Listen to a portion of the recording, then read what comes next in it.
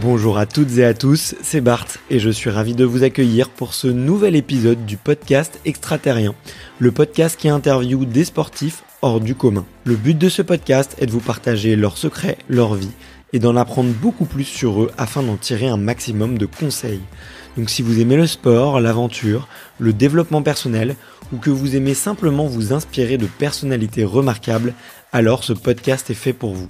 Juste avant de commencer, j'ai quelques messages à vous faire passer. Si c'est la première fois que vous écoutez le podcast, je vous remercie d'être arrivé jusqu'ici. D'ailleurs, je vous recommande l'épisode avec Mathieu Torder qui a traversé l'Antarctique à seulement 27 ans. D'autre part, si vous ne le savez pas, j'ai beaucoup d'ambition avec ce podcast et je souhaite aller chercher des sportifs de plus en plus incroyables. Et j'aimerais vraiment interviewer vos sportifs préférés.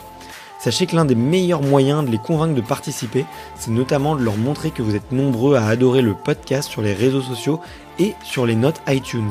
Donc si ce n'est pas encore fait, allez mettre une note sur Apple Podcast ou iTunes, c'est vraiment ce qui m'aide le plus à inciter des sportifs connus à venir témoigner. Si vous écoutez plutôt sur Spotify, vous pouvez très facilement le partager en story sur Instagram, taguez-moi et je vous repartagerai. J'en profite donc pour vous rappeler le nom du compte Instagram, c'est extraterrien.podcast. Suivez-le et vous y retrouverez les coulisses du podcast. C'est aussi un excellent moyen de me faire vos retours et de me suggérer des invités.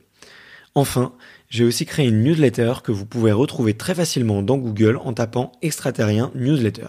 C'est le premier lien qui remonte. J'y partage des bons plans santé, matériel, préparation mentale, des livres, des documentaires qui m'ont beaucoup inspiré. Allez, je ne vous embête pas plus et je laisse place à mon invité du jour. Salut Malia. Salut. Comment vas-tu ? Très bien, très très bien. J'ai pas à me plaindre. Certes, on a un couvre-feu, mais ça se passe bien. J'arrive à m'entraîner parce qu'on a accès à la piscine découverte et pour le moment, tout va bien.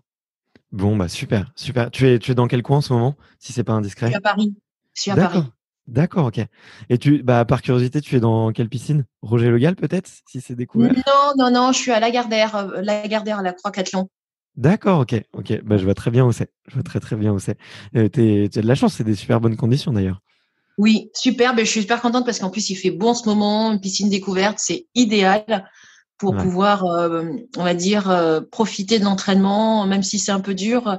Avec ce soleil, ça passe facile. Ouais, c'est vrai, c'est vrai, c'est vrai. Et ben moi je t'avoue que j'ai recommencé à nager cette semaine aussi, donc j'étais très content et je suis passé à Roger Le Gall. Bon, je confesse, j'ai demandé une petite attestation à mon médecin de famille pour pouvoir avoir le droit de nager, mais ça m'a fait un bien fou après quasiment 6 mois Ouais, d'arrêt là. C'était compliqué, mais du coup. ouais, je te comprends. Mais bah écoute, je suis vraiment très très très heureux d'être là parce que déjà, je pense que tu es la sportive que ma maman admire le plus et depuis le début de cette aventure qu'est le podcast pour moi et ça va faire plus d'un an et demi, bientôt 2 ans, le temps passe si vite. Elle me parle toujours de toi et je pense qu'elle attend cette conversation avec impatience. Elle aurait dû venir au podcast assister et venir poser ses questions parce que je suis sûre qu'elles sont pas les mêmes que les tiennes. C'est vrai, c'est vrai. Mais j'ai quand même fait j'ai fait quand même ma petite enquête et je suis quand même allé la Ouais. voir pour lui demander quelques infos. Mais, euh, mais en tout cas, voilà, du coup, je suis hyper content de pouvoir me faire plaisir et faire plaisir à ma maman. Donc, ça va être super cool. Et en plus, tu prépares un superbe projet. On va en parler avec Théo Curin notamment et Vincent, j'ai oublié Non, son c'est nom. Mathieu Mathieu. Vitefoot, Mathieu Vitefoot. Pardon, bah écoute, pardon Mathieu, je suis désolé. Pas de souci, mais Mais en tout cas, c'est un super projet. On pourra en discuter avec grand plaisir parce que ça a l'air vraiment génial. Et les deux autres raisons pour lesquelles je suis vraiment très très heureux, c'est que la première, c'est qu'à chaque fois que je parle de toi un peu dans l'écosystème sportif, on me dit que du bien de toi. On me dit que tu es une personnalité remarquable, toujours souriante, toujours à l'écoute, toujours très dispo. Et du coup, ça me fait d'autant plus plaisir. Et la dernière petite raison un peu personnelle, je te le disais juste avant, c'était que la mère de mon fils est guyanaise et figure-toi qu'elle euh, elle connaît peu la Guyane finalement et elle m'en parle très peu et moi je suis très curieux, J'adore le mélange des cultures. J'adore Ouais. découvrir d'autres façons de penser. J'adore découvrir des gens qui viennent d'univers complètement différents. Et j'ai très très peu d'infos du coup sur tout simplement sur la Guyane. Donc j'aimerais vraiment t'entendre parler de la Guyane avec tes mots et pouvoir voyager un petit peu avec toi pendant cette petite heure. Ah ben avec plaisir pour te faire voyager comme si tu y étais. Ah bah super, super, j'ai hâte. Je prends mon billet directement pour aller en Guyane et traverser l'Atlantique. Écoute, comme je te le disais en préparation, il y a une question traditionnelle qui est pour commencer un petit peu par l'enfance et savoir qui tu étais plus jeune. C'est de savoir quel est toi ton premier souvenir de sport. Mon premier souvenir de sport, en fait, ça reste en Guyane parce que j'ai passé mes plus beaux souvenirs en Guyane quand j'étais jeune dans mon club USLM Pacoucine. Parce Ouais, qu'en fait, ce club, c'était ma deuxième famille. C'était presque ma famille plus que ma famille même, parce que je passais beaucoup plus de temps avec eux. Et c'était vraiment les copains avec qui je m'entraînais et que j'avais une belle complicité. J'étais plus copain avec eux que mes copains et copines que j'avais à l'école.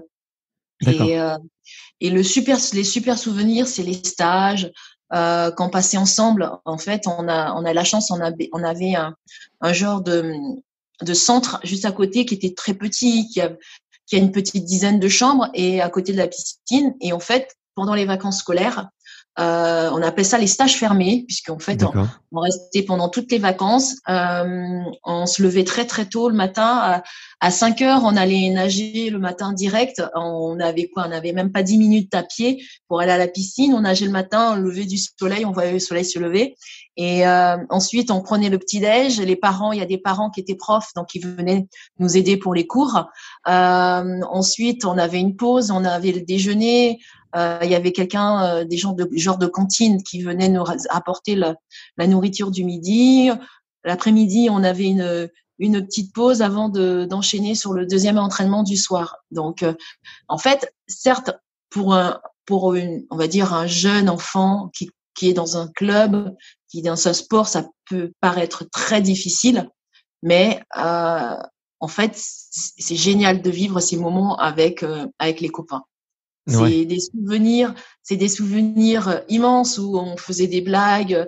Le coach, le matin, il y en a qui se levaient pas, il prenait du dentifrice, il le mettait dans la main et il faisait en sorte qu'il se tape la main avec la main, avec le visage, ouais, pour qu'il ait plein de dentifrice sur la figure en se levant, pour qu'il se lève et qu'il comprenne que quand l'entraîneur dit qu'il faut se lever, que c'est l'heure de se lever, il faut se lever. Donc, on se rappelle encore des moments où on jouait à la belote, les jeux de société. On allait faire des footings le matin très tôt ou les footings sur la plage. Il y a tellement de souvenirs et des bons souvenirs que j'ai passés là-bas avec les copains avec qui j'ai gardé contact, hein, parce que pour moi bien sûr. c'est des copains qui m'ont fait grandir et en fait c'est mes meilleurs souvenirs, vraiment mes meilleurs souvenirs.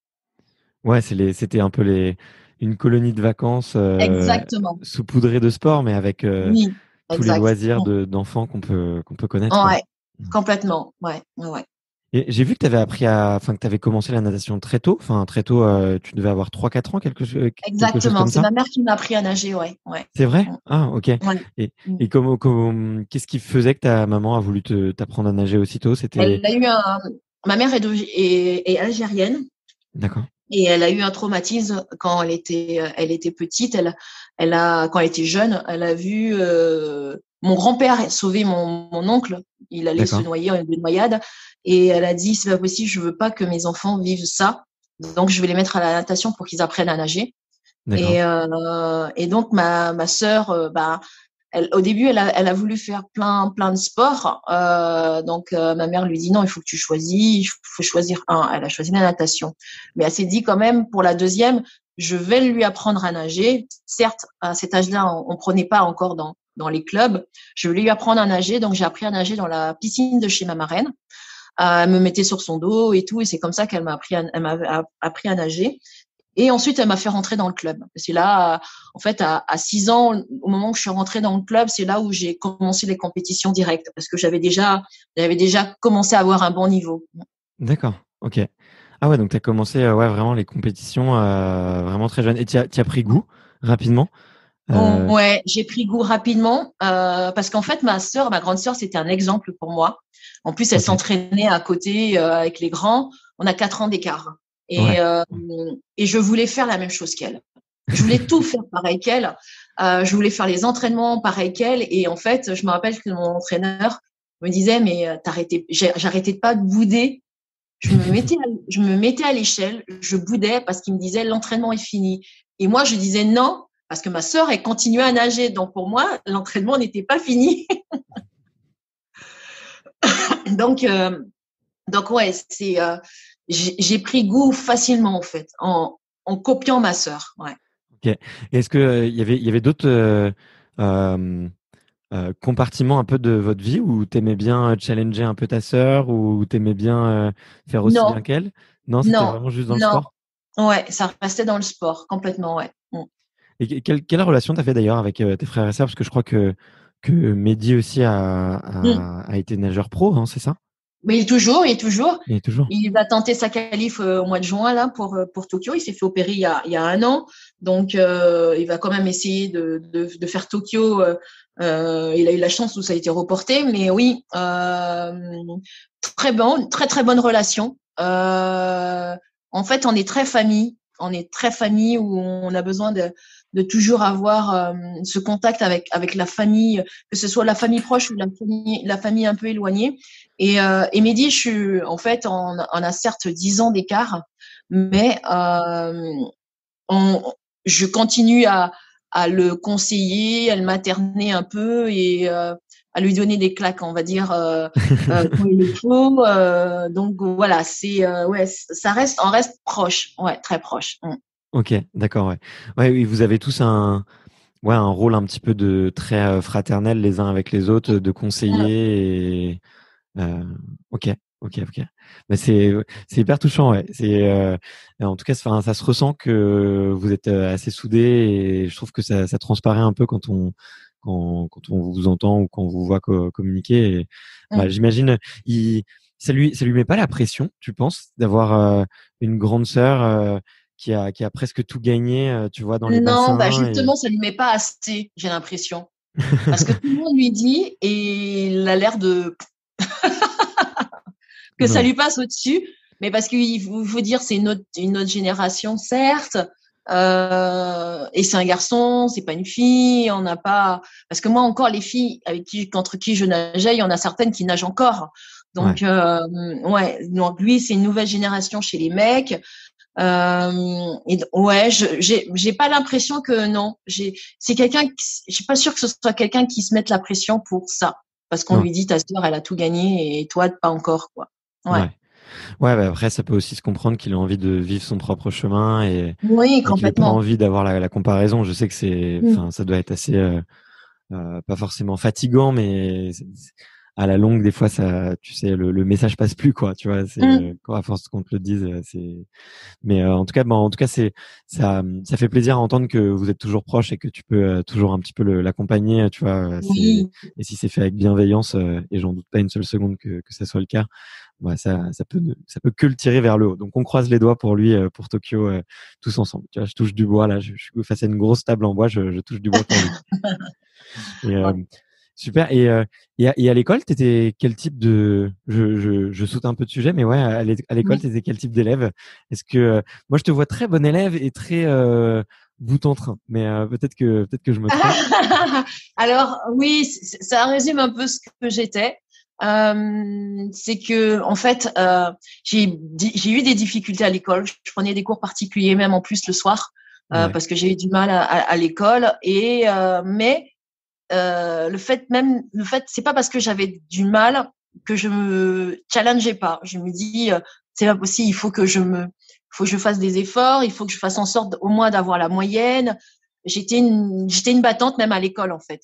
d'accord. Je faisais en sorte de pouvoir euh, accrocher les meilleurs ou même la moyenne pour que je puisse me dire je suis fière de moi, j'ai réussi à à avoir une bonne note ou quoi que ce soit. Ouais, j'étais pas du genre à papoter ou j'étais pas devant par contre, j'étais rarement devant.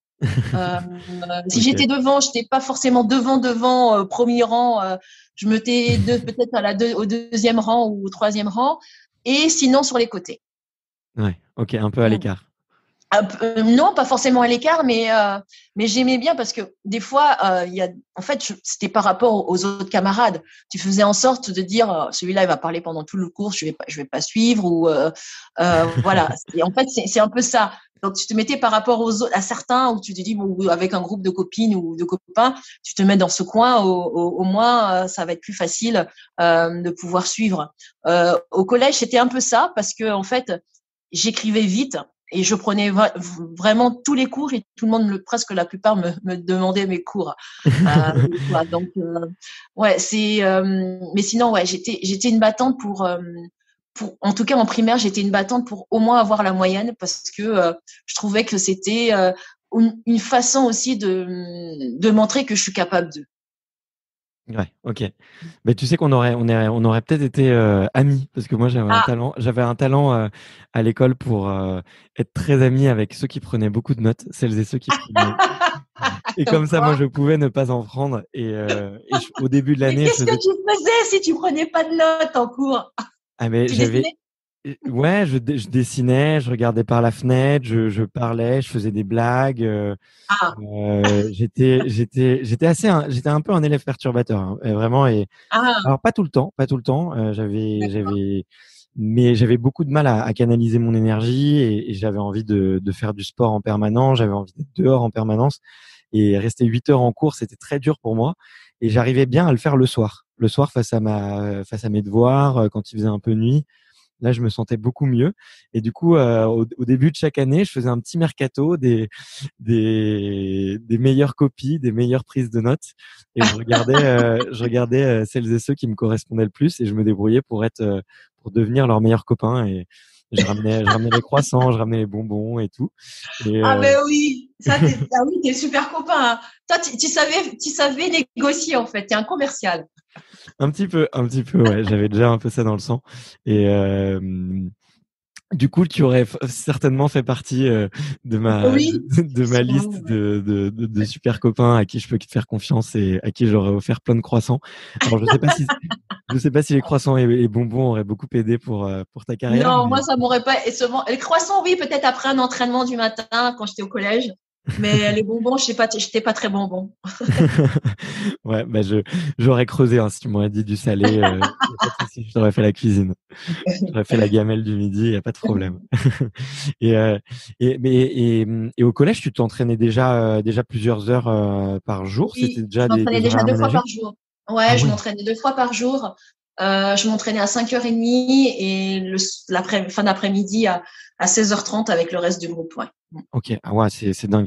Bah, tu sais, j'en parlais un petit peu avec Aurélie Muller que j'ai eu la chance de recevoir sur le podcast et c'était un super épisode et on a eu un petit passage sur effectivement la quantité d'entraînement qu'il fallait fournir en natation et d'autant plus quand tu fais de l'eau libre et quand tu fais de la longue distance et on pourra en reparler on pourra en reparler justement avec ton nouveau défi.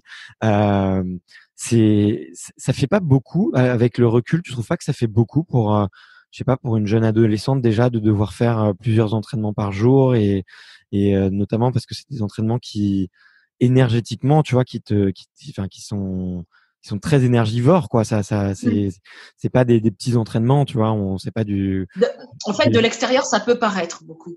Mais il ouais, faut savoir que les filles, on perce tôt, en fait.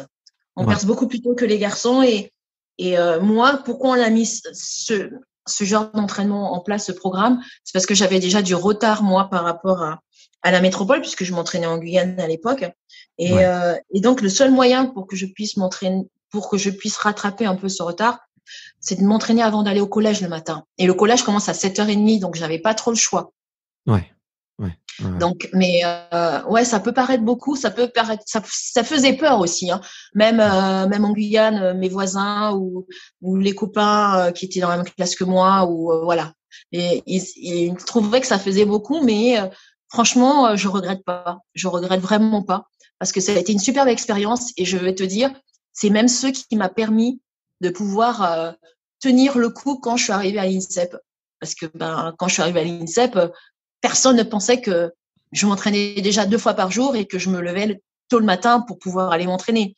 Ouais. Et que je connaissais déjà la quantité d'entraînement, le kilométrage que je pouvais tenir, alors que quand je suis arrivée à l'INSEP, c'était le doigt dans le nez pour moi. C'est Ouais. juste la quantité de muscu qui a changé parce que je faisais pas beaucoup de muscu à l'époque.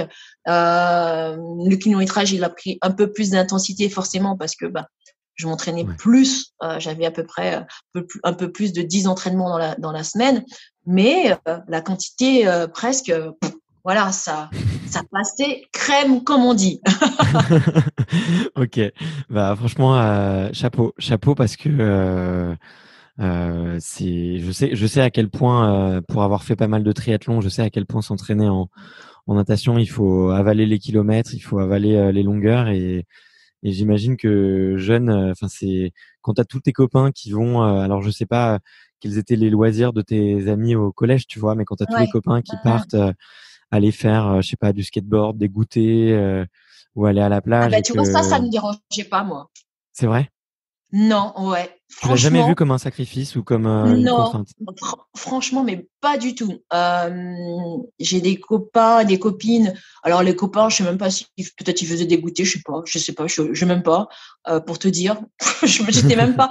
C'était pas le truc qui me faisait kiffer. Moi, tu vois, c'est Ouais, les trucs qui me faisaient kiffer, c'était mes stages.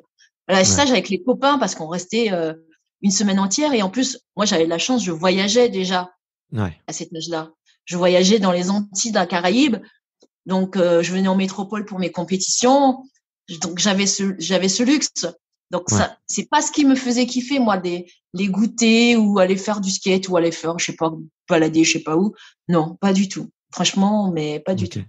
Mais j'ai l'impression en t'écoutant, dis-moi si je me trompe, mais que tu avais assez tôt la conscience du professionnalisme ou de à la fois le plaisir, je pense, tu vois. Quand on entend, c'est évident que tu prenais déjà énormément de plaisir à faire tout ça, mais j'ai l'impression qu'aussi vachement tôt, tu t'es dit, enfin, t'as professionnalisé ta pratique de la natation, quoi. Ouais, Ça avait l'air très carré, très complètement. jeune. Ouais, complètement. Je pense que dès le CP presque, hein, parce que Ah ouais? j'allais à l'école la journée, je restais à la cantine et le soir j'allais à l'entraînement. Voilà, Ouais, ouais, ouais. c'était ça du lundi au vendredi. Et Et après quand je suis arrivée au collège, c'est là qu'on a mis la classe sport-études où je devais absolument m'entraîner 2 fois par jour. Donc je m'entraînais le matin à 5h30, j'allais au collège, je rentrais chez moi manger, je repartais au collège et je m'entraînais le soir. Donc ouais. ouais, ça a été vraiment très tôt où ça a été vraiment pris au sérieux quand j'ai fait la sixième. Je m'entraînais à Ok. 5h30. Mais Et c'est vrai que en fait, mon monde en fait était tourné entre la natation et l'école. ouais, ouais. Ah, c'est génial. Enfin, moi, je suis vraiment très admiratif de tout ça parce que j'aurais jamais réussi à tenir le rythme. Je pense qu'il y avait enfin, je prenais, moi j'ai fait sport études tennis et je prenais énormément de plaisir à aller 2 heures, 3 heures sur les cours tous les jours. Et j'avais besoin aussi de faire autre chose et de m'amuser et de participer aux activités qu'avaient mes copains qui étaient peut-être un peu moins sérieuses, si on peut dire ça. Mais et moi là, du coup, la question que j'ai envie de te poser, c'est est-ce que aussi jeune, tu avais l'intention d'en faire une carrière pro ou c'était juste un plaisir et t'y pensais pas trop? Est-ce que je sais pas, tu avais des sources d'inspiration? Alors, en fait, je suis curieux de savoir aussi tes sources d'inspiration parce que Mhm. moi j'ai grandi à Fontenay-sous-Bois. Donc, Mhm. tu vois, si tu connais l'INSEP, Oui, ouais, ouais, c'est à euh, côté. littéralement à vol de oiseau, Mhm. je suis à 1 kilomètre. Il suffisait de faire le Mhm. tour du lac Mhm. et en vélo j'y étais. Et du coup, très jeune, je faisais mes footings ou mes footings en passant devant l'INSEP, avoir toutes Mhm. ces médailles, avoir tous ces portraits, te voir toi aussi en photo autour Mhm. de sur les super portraits qu'il y a tout autour de l'INSEP. Mhm. Euh, Et du coup, l'envie d'être un champion, moi, elle m'est venue très jeune, quoi. J'avais envie vraiment d'en faire mon métier et d'en faire tout ça. Et je me demande, tu vois, sans, je veux pas du tout être condescendant, tu vois, mais je me demande, est-ce que, tu vois, en Guyane, il y a aussi, tu vois, un peu cet esprit un peu de rôle modèle ou de source d'inspiration qui fait que tu as envie de devenir un sportif de haut niveau ou une sportive de haut niveau et que tu as envie de faire une carrière, tu vois. Est-ce que c'est quelque chose qui est venu rapidement, tu vois, et est-ce que tu saurais dire, toi, comment c'est venu chez toi? C'est venu, enfin, une carrière, c'est venu bien plus tard. Hein. J'ai Ouais, jamais eu, en fait, on est certes éloigné, mais j'avais pas ce côté où j'avais quelqu'un que j'admirais, je voulais faire pareil. ouais, Non, je kiffais ce que je faisais, j'aimais ce que je faisais. Ça s'arrêtait là, et puis je me dis, je vais voir où ça me mène, c'est tout. Mais j'avais vraiment pas du tout en tête de devenir champion ou championne, quoi. C'est pas du tout, mais pas du tout. J'étais dans le kiff des jeunes ados. J'aimais bien les boys bands. Voilà, c'était à l'époque. Je regardais les jeux tous les 4 ans et je m'intéressais à l'athlétisme et au judo. C'était Marie-Jo et David Douillet. ouais. C'est tout. Voilà, ça s'arrêtait là et je regardais les Américains tout rafler. Mais c'était le kiff de regarder les jeux tous les 4 ans. Mais voilà, ça s'arrêtait là. Après les jeux, c'était fini et je retournais à mon quotidien. Ouais, j'avais pas du tout cette intention de me dire, Maya, je veux devenir une championne, quoi. Ok, ok. Et le jour où on te propose du coup de rejoindre l'INSEP, ça commence à prendre forme? Parce que tu vois, Ouais, c'est c'est un une gros cap quand définition même. avant que je rentre à l'INSEP. C'est que d'abord, mon président de club, Michel Niran, qui n'est plus là, mais qui est un ancien pharmacien, qui a dit, je veux pas que tu partes très tôt. Je vais faire en sorte de faire venir les entraîneurs pour toi. Donc, il D'accord. faisait venir des entraîneurs en Guyane pour moi. Donc, je suis partie à l'âge de 18 ans. Donc, le dernier entraîneur qui était venu, c'était Alain Iacono, qui Ok. était le père d'un champion de France du 1500 mètres nage libre. Donc, il connaissait vraiment le haut niveau. Il avait fait venir d'autres entraîneurs pour pouvoir voir un peu comment faire pour arranger ma technique ou quoi que ce soit. Et il avait fait venir un entraîneur pour la respiration sur les côtés. Voilà. Il y a eu beaucoup d'efforts qui ont été faits pour moi, pour pas que je sois déracinée, en fait, de la famille. Et, euh, et la dernière année, enfin, oui, 6 mois avant qu'il parte, Alain, parce qu'il est parti rejoindre le Canada, j'ai eu la chance de faire 2 podiums au championnat de France. Ouais. Et comme Alain partait, c'est là que mon président de club, il a dit, Malia, tu peux plus rester. Il n'y a plus rien pour toi en Guyane. Tu ne peux pas rester, que ce soit si tu veux continuer à faire du haut niveau en natation, si tu veux aller au haut niveau, tu peux pas rester en Guyane. Il faut que tu partes. Donc, il a dit, tu pars en vacances là, tu vas en région parisienne, à Paris, et après tu vas au Maroc, mais quand tu es à Paris, va voir l'INSEP.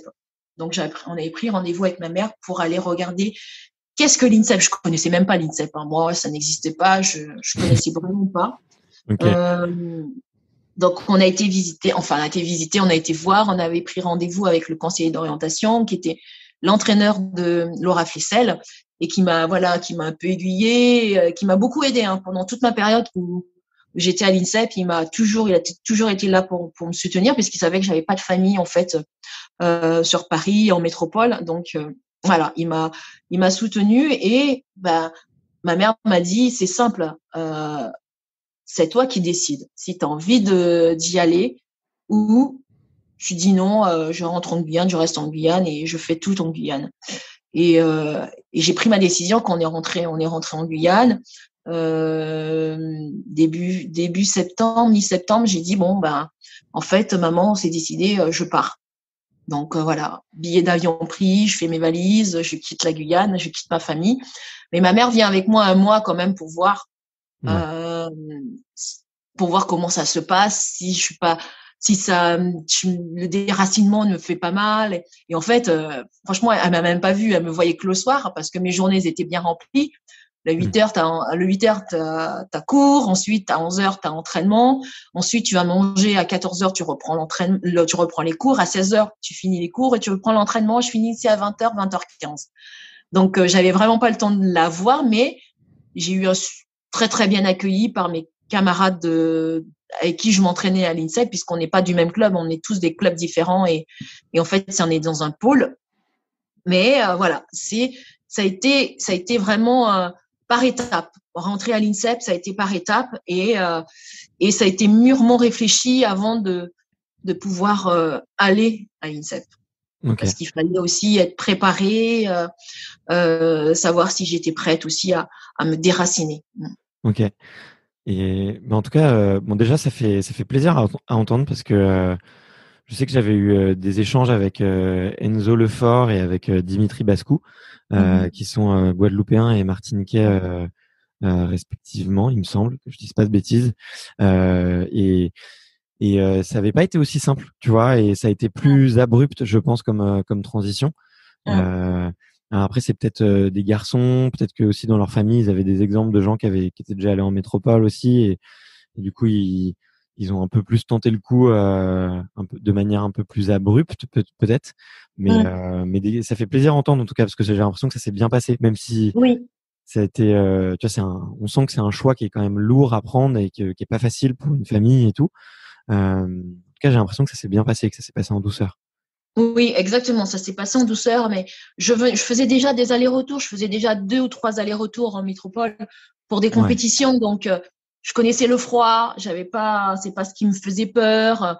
Je connaissais un peu la métropole dans différentes piscines. J'allais faire des compétitions. Voilà. Oui, on n'a pas été brusque avec moi. C'est vraiment faire en sorte que tout marche, que je sois pas déracinée pour rien et que tous ces efforts ne soient faits intelligemment en fait. Ok. Et c'est un conseil que tu donnes d'ailleurs, peut-être. Je sais que tu es très attaché à la Guyane et qu'il y a beaucoup d'athlètes de haut niveau qui sont originaires de la Guyane et qui viennent, tu vois, pour leur parcours sportif, effectivement rejoindre la métropole. Est-ce que tu vois, c'est un conseil que tu leur donnes effectivement d'y aller progressivement, d'y aller en douceur. Est-ce que tu vois, est-ce que c'est un excellent retour d'expérience, je trouve, tu vois, celui que tu as et la façon dont ça s'est fait. Est-ce que c'est quelque chose que tu conseilles de reproduire à des sportifs un peu plus jeunes? Complètement, parce qu'il y en a beaucoup qui, eux, le premier frein, c'est le froid pour eux. Et Ah ouais, bon? J'aurais dit que c'était les Français. mais ça peut être la cuisine aussi des Les fois pour ça. Parisiens, les Parce que la Parisiens. cuisine n'est pas pareille, hein. Chez nous, elle est Ouais, la beaucoup plus cuisine. épicée. Il y a, Ouais. ouais, donc, mais ouais, il y en a, c'est beaucoup le froid. Et à chaque fois, ils disent, ah non, je peux pas le froid, le froid. Ouais, mais tu restes pas dehors. T'as de la chance, t'as un toit, t'as une maison, tu nages pas dehors non plus, ou tu t'entraînes pas dehors comme les athlètes, hein. Nous, on a de la chance encore on a des piscines la plupart du temps, c'est dans des piscines couvertes. Donc, oui, il faut forcément aller petit à petit.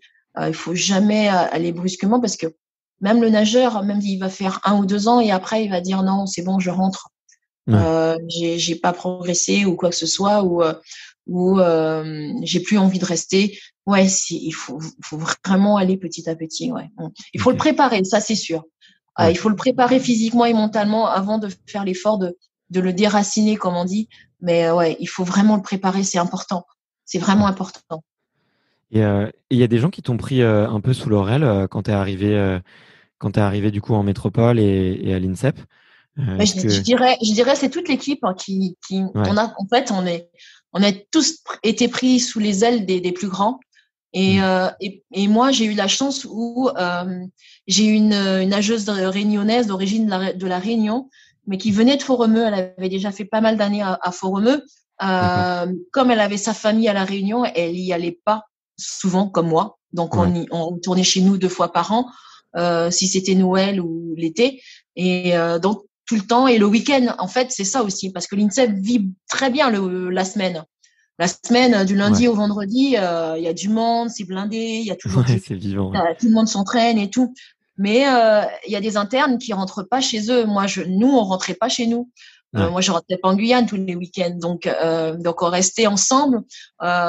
S'il fallait aller au cinéma ensemble, voilà, on allait faire du shopping ensemble, on allait faire quelques petites courses ensemble. Voilà, c'est un peu ça ce qui se passait. On a eu de la chance où on était toutes les deux, donc on passait beaucoup plus de temps aussi à échanger, que ce soit par rapport à nous, le fait de, elle venait de la Réunion, moi de la Guyane, voilà, on parlait un peu de tout, quoi. C'était un peu ça, mais en fait, j'ai eu de la chance où à chaque étape, tout s'est très bien passé avec les camarades d'entraînement où on a toujours été très bien accueillis et même guidés, quoi. On fait un sport ingrat. On voit pas Mm. pourquoi on te mettrait des bâtons dans les roues. Tu en chies, j'en chie, on en chie tous les deux. Pourquoi on va se crier dessus ou on va pas s'aimer? Alors, les deux, on, on fait le même sport, quoi. On s'entraîne ensemble. Quand c'est difficile pour toi, ben, je t'encourage. Quand c'est difficile pour moi, tu m'encourages. En fait, c'est surtout ça. On sait qu'on fait un sport ingrat. Donc, tout le monde s'encourage et tout le monde s'entraîne, en fait. Ok, ok. Ouais, je vois. Et, qu'est-ce qui te fait dire que c'est un sport ingrat? Ben, le sport ingrat, c'est que ben, nous, on doit tout le temps être dans l'eau. Toujours Mm. c'est un sport, on est comme des astronautes, en fait. On est en apesanteur, en fait, dans l'eau. Ouais, On a toujours besoin d'être en contact avec l'eau pour les niveaux sensations. Dès que tu tombes malade un jour, il te faut 3 jours pour revenir au même niveau qu'avant que tu tombes malade. ouais. Donc voilà, c'est en fait quand tu tombes malade, ton entraîneur il te regarde et il te dit bah dégage quoi. Ne reste pas là, dégage. Ne reste pas là, dégage, tu me sers à rien, quoi, tu vas pas t'entraîner. Donc voilà, il te regarde avec les gros yeux en te disant, bah voilà, ouais, c'est très ingrat, c'est vraiment très ingrat, c'est difficile, c'est un sport où tu as besoin de t'entraîner beaucoup aussi, même quand tu es sprinteuse, j'avais besoin de m'entraîner beaucoup. Ouais, Voilà, on fait série, demi-finale, finale et il faut absolument pouvoir gérer toutes les étapes jusqu'avant que tu montes sur un podium et encore si tu montes sur un podium. Il faut ouais. savoir gérer ton stress comme la plupart des sports et voilà, si tu te rates, t'es tout seul dans ton couloir, c'est à toi de t'en vouloir, quoi. Ouais, c'est très ingrat. Ouais, ok. Et tu vois,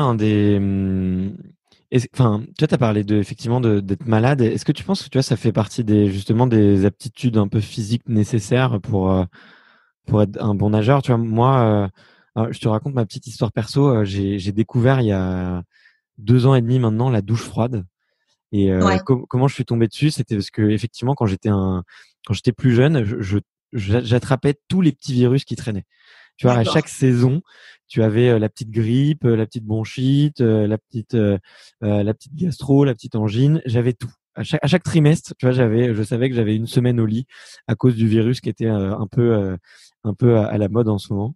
Et un jour, on m'a commencé à me parler de la douche froide en me disant, bah, si tu commences à le faire, tu tomberas plus jamais malade. Au début, j'étais un peu sceptique et aujourd'hui, après 2 ans et demi, je continue toujours. Minimum 3 minutes de douche gelée tous les matins et je ne suis plus jamais tombé malade. Mais vraiment plus jamais. Si j'ai eu une toute petite angine cet hiver, tu vois, et encore, ça m'a pris même pas 2 jours et encore, je pouvais travailler, j'étais très bien et je me suis même entraîné alors que j'étais censé être malade.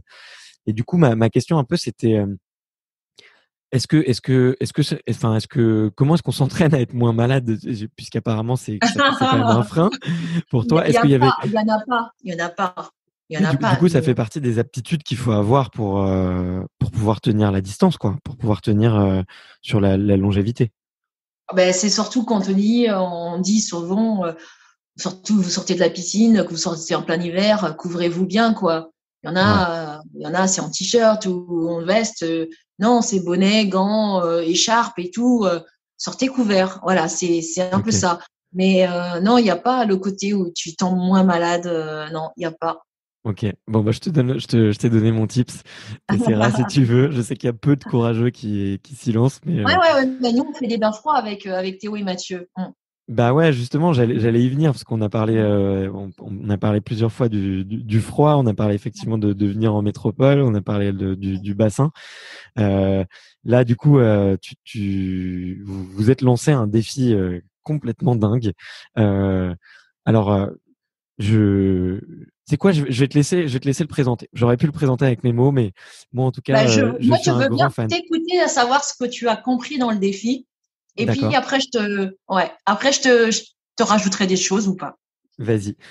Eh ben, écoute, moi, ce que j'ai compris, c'est que c'est trois copains un peu fous qui ont décidé de traverser un des plus grands lacs du monde et un des lacs les plus hauts du monde, qui s'appelle le Titicaca, qui est entre la Bolivie et le Pérou, et que vous avez décidé de le traverser du nord au sud, soit une distance de 122 kilomètres.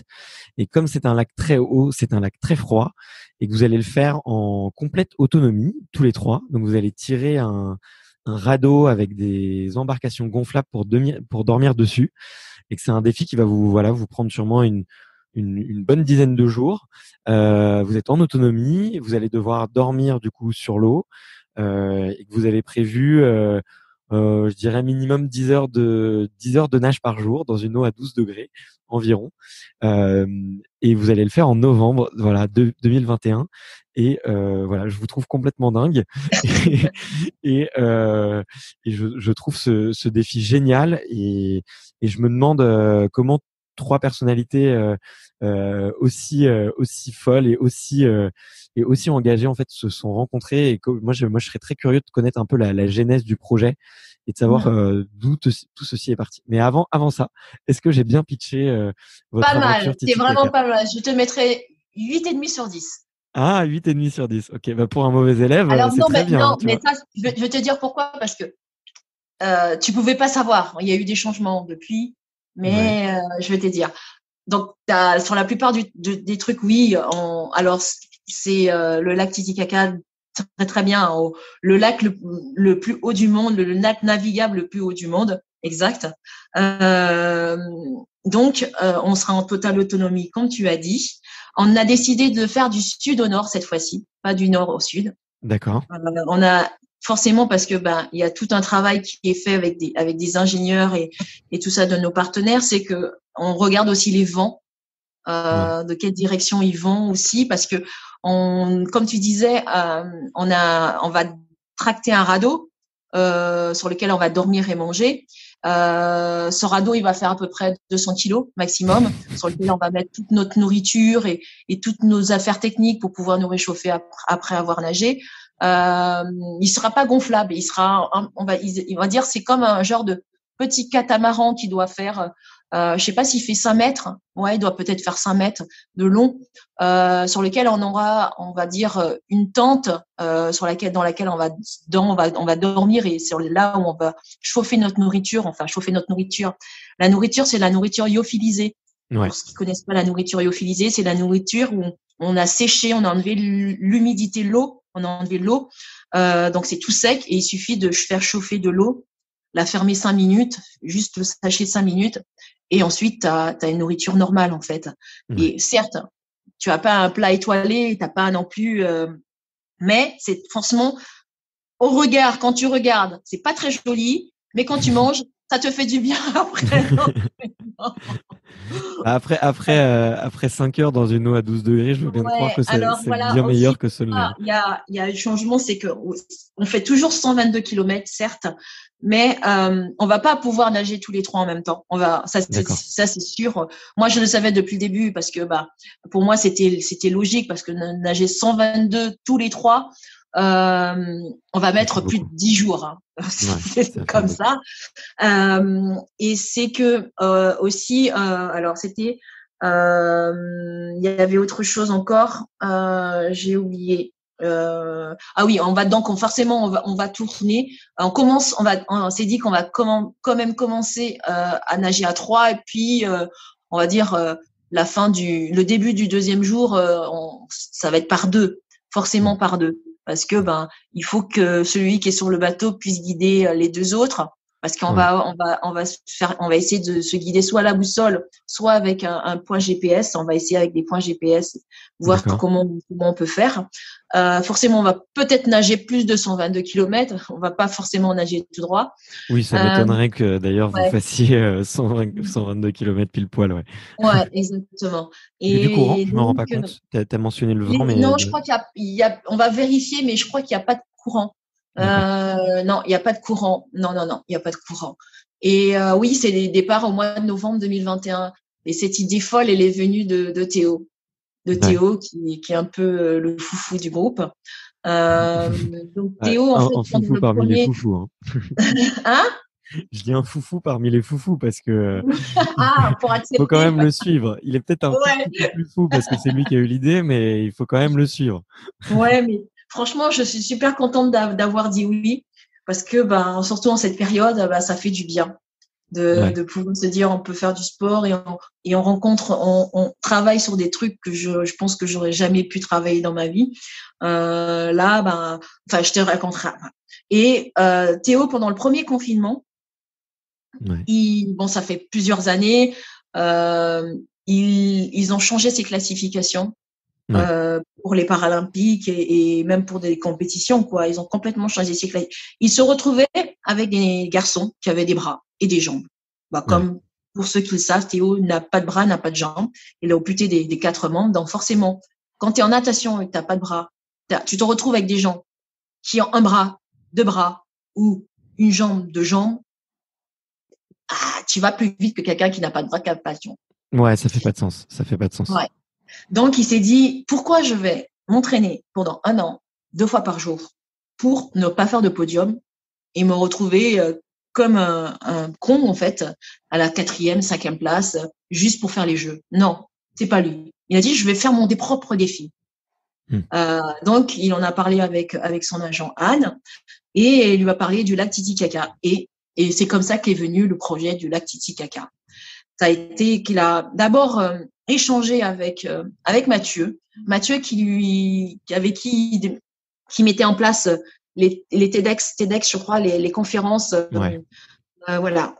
Et il devait voir Théo parce qu'il devait justement intervenir à une des conférences.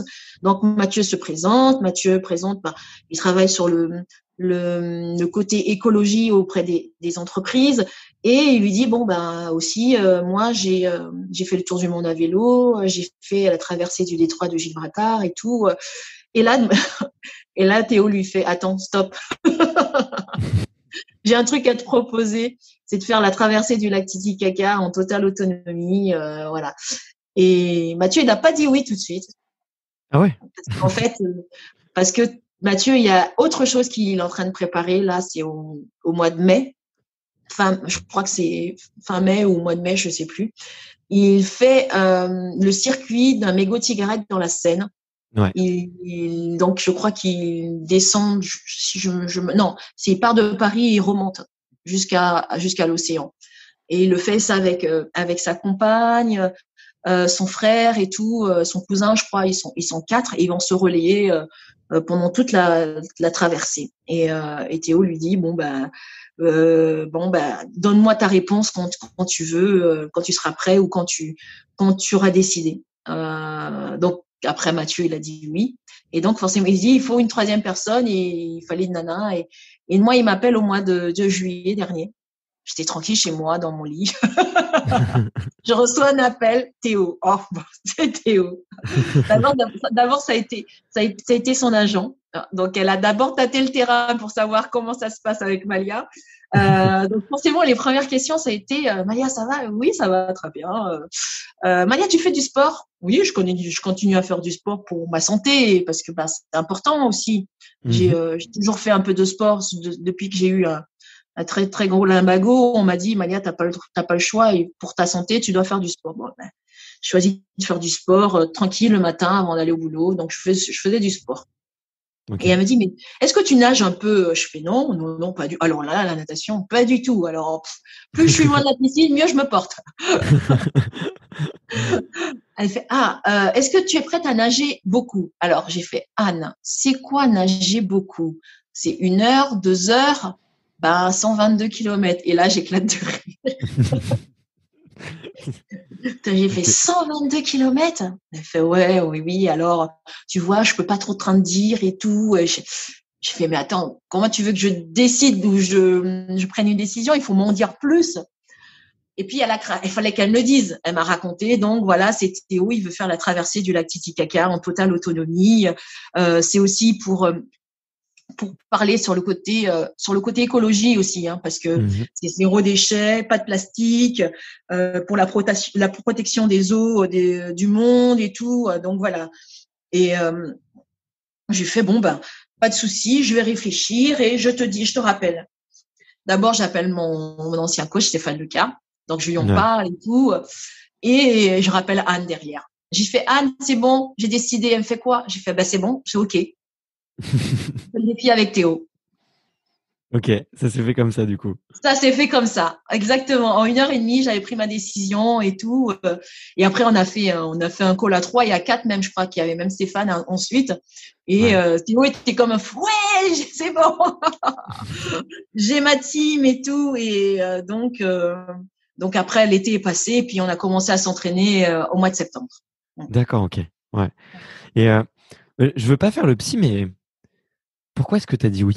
Pourquoi est-ce que tu vois, tu disais que tu voulais plus trop Alors nager, que c'est simple, c'est, c'est simple, et c'est là pas en une vraiment heure ça. et demie, tac, il y a une étincelle et Ouais. on te propose un projet de dingue. Alors je sais pas s'il y a beaucoup de courses. Enfin pour moi, il y a quasiment aucune course aussi longue en Mm. natation. C'est un truc surhumain. Qu'est-ce qui fait que tu dis oui? Plusieurs choses. Déjà, on passait une période très compliquée. C'était le début de la Covid. On Ouais. venait de finir le premier confinement. Et Mm. moi, professionnellement, en ce moment, c'était très calme. En fait, je travaille dans le groupe, une société d'assurance et je gère des loges dans des stades. Les stades D'accord. qui on est des partenaires. Et pour tout le monde, bah, tout le monde le sait. En ce moment, les stades, c'est clos, huis clos. Ouais. Donc, pour le moment, c'était très, très calme pour moi. Et, euh, et j'avais besoin d'un nouveau défi, un dernier défi. Je me suis dit, je suis capable de passer ce côté où j'ai arrêté ma carrière parce que j'étais commencé à me dégoûter de mon sport et en plus, en fait, il y a ce côté où tellement tu regardes les trucs d'aventure à la télé, que ce soit Pékin Express, koh les trucs d'aventure, j'aime Ouais. bien, j'adore. Et tu Ouais. dis, mais de toute façon, moi, je ne pourrais pas le faire. Alors que là, tu dis, ça, je peux le faire. Ok. Donc, Et je me suis dit, bah, ça va être une aventure humaine, une aventure à trois qu'on va vivre et que je peux faire parce qu'en plus, c'est de la natation. Donc, je connais la natation. Donc, je ouais. me suis dit, c'est le moment. Professionnellement, c'était très calme. J'avais envie, je me suis dit, pourquoi pas une superbe aventure de l'extrême et le vivre encore avec Théo qui se bat justement sur ce problème de classification et qui est capable de faire des choses tellement belles et tout, et montrer que personnes en situation de handicap sont capables de plein de choses. Voilà. Et en plus, sur le côté écologie, zéro déchet, fais attention aux déchets plastiques, sur le côté écologie et tout. Donc voilà, c'est pour moi, tout était aligné pour que je dise oui. Ok. Et, euh, et tu sais ce que tu as envie de te prouver, toi, en faisant un défi comme ça? Est-ce que c'était, tu vois, est-ce que tu as parlé effectivement de souhait de se dire, mais là, je peux faire de l'aventure, je peux vivre une aventure extrême. Mais tu vois, des fois, il y a quelque chose d'encore plus profond, tu vois, à l'intérieur de soi, qu'on a envie de se prouver ou quoi. Est-ce que, enfin, je sais pas, là, je pars un petit peu Ouais, parce que je loin, sais tu pas vois, si un peu, j'avais. ça devient un Oui, peu oui. philosophique, mais tu vois, Mais c'est mais de savoir est-ce qu'on est capable de faire autre chose que une course d'un 50, un 100 mètres, un 400 ou 1500 ou faire autre chose, mais quelque chose de l'extrême. ouais, Sortir de ma zone de confort, en fait. C'était surtout ça, moi. La zone de confort, bah, t'as un copain, une copine qui dit, allez, je veux faire un 25 contre toi ou un 15 mètres contre. Ouais, ça, bon. Alors que 122 kilomètres, ça, c'est pas tous les jours qu'on va te le proposer de le faire, cette aventure. ouais, Ça pouvait, on te le propose une fois dans ta vie. Donc, j'ai dit, c'est maintenant ou jamais. ouais, ouais, c'est clair, c'est clair. Et tu connaissais déjà Théo avant cette On s'était expérience-là? croisés plusieurs fois et à peu près 6 mois avant, on s'était croisés sur un événement, les Étoiles du Sport à Tignes. Ouais, On s'était croisés, ouais, ouais, ouais. Mais c'est vrai que je l'ai pas croisé tant que ça, mais on s'était croisés plusieurs fois dans des événements. Mm. Ok. Ouais, donc c'est quand même tu pars un peu à l'aveugle. Donc franchement, Oui, c'est vrai franchement, parce que je connaissais pas les caractères des garçons. Je ne savais pas comment ça allait se passer parce on va dormir ensemble, hein. On va ouais, vivre ensemble. Et en fait, je suis super contente parce que ça se passe super bien.